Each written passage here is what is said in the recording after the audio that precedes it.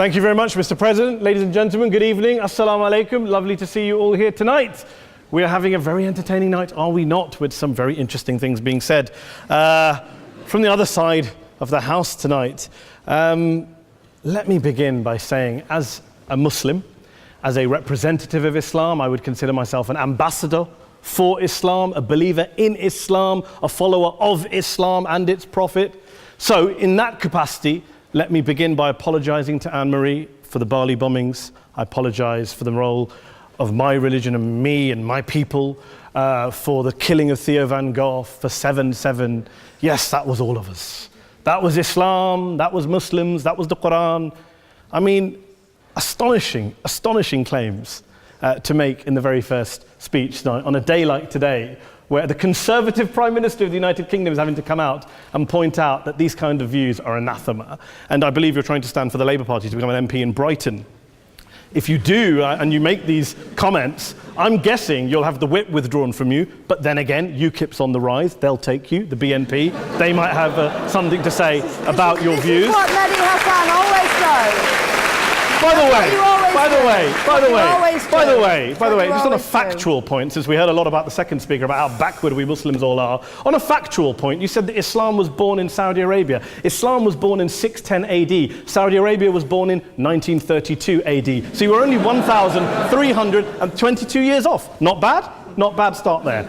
Talking of maths, by the way, a man named Al-Khawarizmi was one of the greatest mathematicians of all time, a Muslim, worked in the golden age of Islam. He's the guy who came up with not just algebra, but algorithms. Without algorithms, you wouldn't have laptops. Without laptops, Daniel Johnson tonight wouldn't have been able to print out his speech in which he came to berate us Muslims for holding back the advance and intellectual achievements of the West, which all happened without any contribution from anyone else other than the Judeo-Christian people of Europe. In fact, Daniel David Levering, the author of the Pulitzer Prize-winning historian and author of The Golden Crucible, points out that there would be no Renaissance, there would be no Reformation in Europe without the role played by Ibn Sina and Ibn Rushd and some of the great Muslim theologians, philosophers, scientists in bringing Greek texts to Europe. As for this being our university, I will leave that to the imagination as to who is our and who is there. I studied here too. An astonishing set of speeches so far making this case tonight. A mixture of just cherry-picked quotes, facts and figures, self-serving, selective, a farrago of distortions, misrepresentations, misinterpretations, misquotations. Daniel talked about my article in the New Statesman, which got me a lot of flack, where I talked about the anti-Semitism that is prevalent in some parts of the Muslim community, which indeed it is. Of course, I didn't say in that piece that it was caused by the religion of Islam. In fact, modern anti-Semitism in the Middle East was imported from, finish the sentence, Judeo-Christian Europe, where I believe some certainly bad things happened to the Jewish people. In fact, Tom Friedman, Jewish-American columnist in the New York Times, told me in this very chamber last week that he believed, had Muslims been running Europe in the 1940s, 6 million extra Jews would still be alive today. So I'm not going to take lessons in anti-Semitism from someone who's here to defend the Judeo-Christian values of a continent that murdered 6 million Jews. Moving swiftly on. Yes. Absolutely. Well, I'm about to make that point. No, I'm about to make that point. You're right. I agree with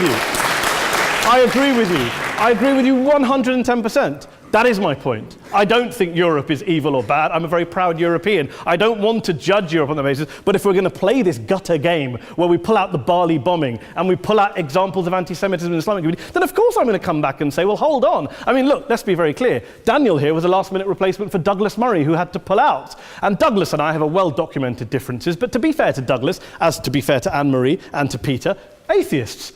Atheists see all religions as evil, violent, threatening. What the problem I have with Daniel's speech is that Daniel comes here to run this robust defense of Christianity, forgetting that his fellow Christians, people who said they were acting in the name of Jesus, gave us the Crusades, the Spanish Inquisition, the anti-Jewish pogroms, European colonialism in Africa and Asia, the Lord's Resistance Army in Uganda, not to mention countless arson and bomb attacks on abortion clinics in the United States of America to this very day. I would like a little bit of humility from Daniel first before he begins lecturing other communities and other faiths on violence, terror, and intolerance. But, no thank you. Some water. But I would say this, to address the gentleman's very valid point here, I'm not going to play that game. I don't actually believe that Christianity is a religion of violence and hate because of what the LRA does in Uganda or what Crusaders did to Jews and Muslims in Jerusalem when they took back the city in the 12th or 13th or whatever century it was.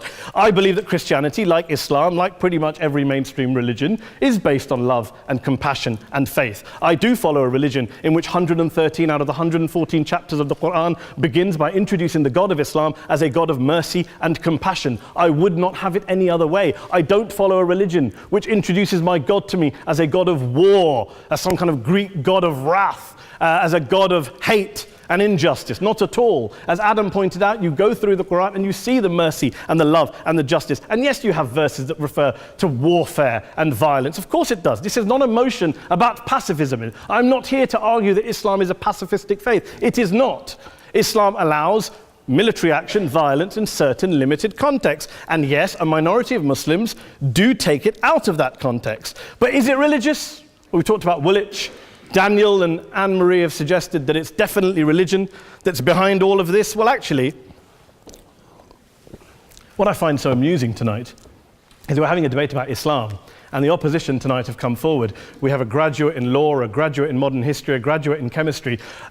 And, you know, I admire all of their intellects and their abilities, but we don't have anyone who's actually an expert on Islam, a scholar of Islam, a historian of Islam, a speaker of Arabic, even a terrorism expert or a security expert or a pollster, let alone to talk about what Muslims believe or think. Instead, we have people coming here, putting forward these views, putting forward these sweeping opinions. Listen to Professor Robert Pape of the University of Chicago, one of America's leading terrorism experts, who, unlike our esteemed opposition tonight, studied every single case of suicide terrorism between 1980 and 2005, 315 cases in total. And he concluded, and I quote, "There is little connection between suicide terrorism and Islamic fundamentalism or any of the world's religions. Rather, what nearly all suicide terrorist attacks have in common is a specific secular and strategic goal to compel modern democracies to withdraw military forces from territory that the terrorists consider to be their homeland."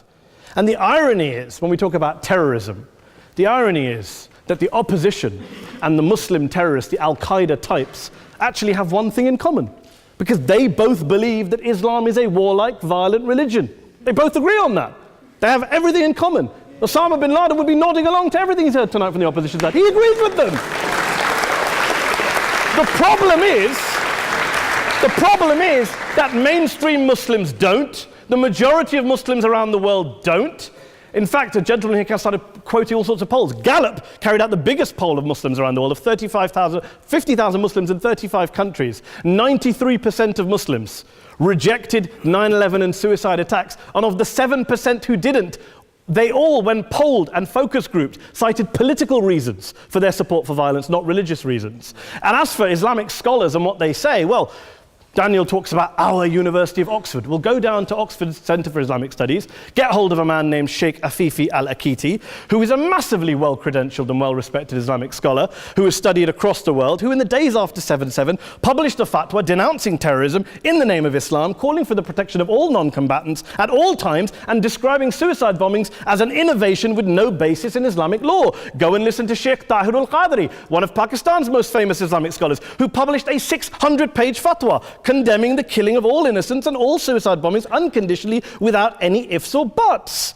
There's nothing new here. This is mainstream Islam, mainstream scholarship, which has said this for years. You don't go out and kill people willy-nilly in the high street or anywhere else on a bus or a mall based on verses of the Quran that you cherry pick without any context, any understanding, any interpretation, or any commentary. Point of information. Please.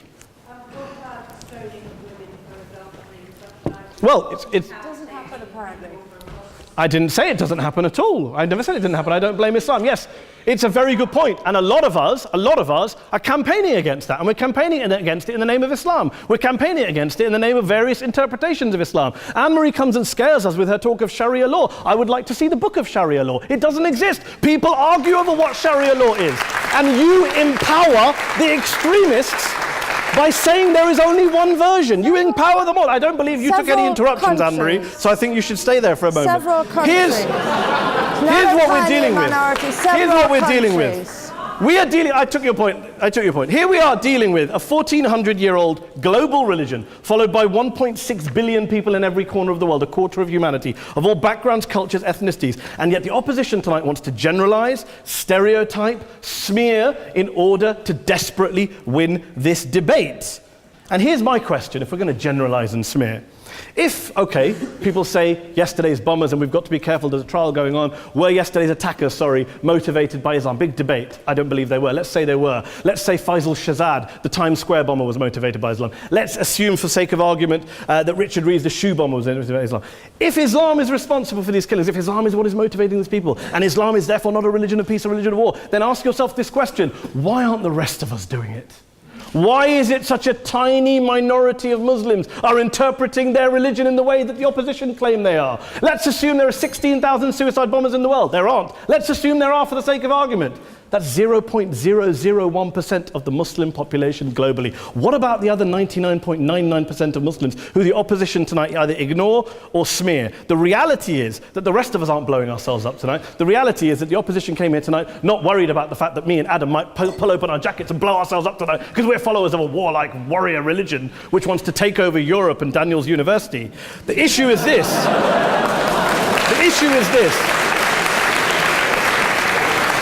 Unless the opposition can tell us tonight, and Peter Atkins is here, one of our great atheist intellectuals, can tell us tonight, can answer this question tonight: why don't the vast majority of Muslims around the world behave as violently and aggressively as a tiny minority of politically motivated extremists? Then they might as well give up and stop pretending they have anything relevant to say about Islam or Muslims as a whole. Ladies and gentlemen, let me just say this to you. Think about what the opposite of this motion is. If you vote no tonight, think about what you're saying the opposite motion is. That Islam isn't a religion of peace, it's a religion of war, of violence, of terror, of aggression. That the people who follow Islam, me, my wife, my retired parents, my 6-year-old child, that 1.8 million of your fellow British residents and citizens, that 1.6 billion people across the world, your fellow human beings, are all followers, promoters, believers in a religion of violence. Do you really think that? Do you really believe that to be the case? They say that in the Oxford Union, the most famous debate was in 1933 when Adolf Hitler looked out for the result of the King and Country motion, where they voted against fighting for King and Country, and Hitler was listening out for the result. Well, tonight, 80 years on, there are two groups of people around the world who I would argue are waiting for the result of tonight's vote. There are the millions of peaceful, non-violent, law-abiding Muslims both in the UK, Europe, Asia, Africa and beyond, who see Islam as the source of their identity, as a source of spiritual fulfillment, of hope, of solace. And there are the phobes, the haters, the bigots out there who want to push the clash of civilizations, who want to divide all of us into them and us and ours and their. Ladies and gentlemen, I urge you all not to fuel the arguments of the phobes and bigots. Don't legitimize their divisions. Don't legitimize their hate. Trust those Muslims who you know, who you've met, who you hear, who don't believe in violence, who do want you to hear the peaceful message of the Quran as they believe it to be taught to the majority of Muslims, the Islam of peace and compassion and mercy, the Islam of the Quran, not of Al-Qaeda. Ladies and gentlemen, I beg to propose this motion to the House. I urge you to vote yes tonight. Thank you very much for your time.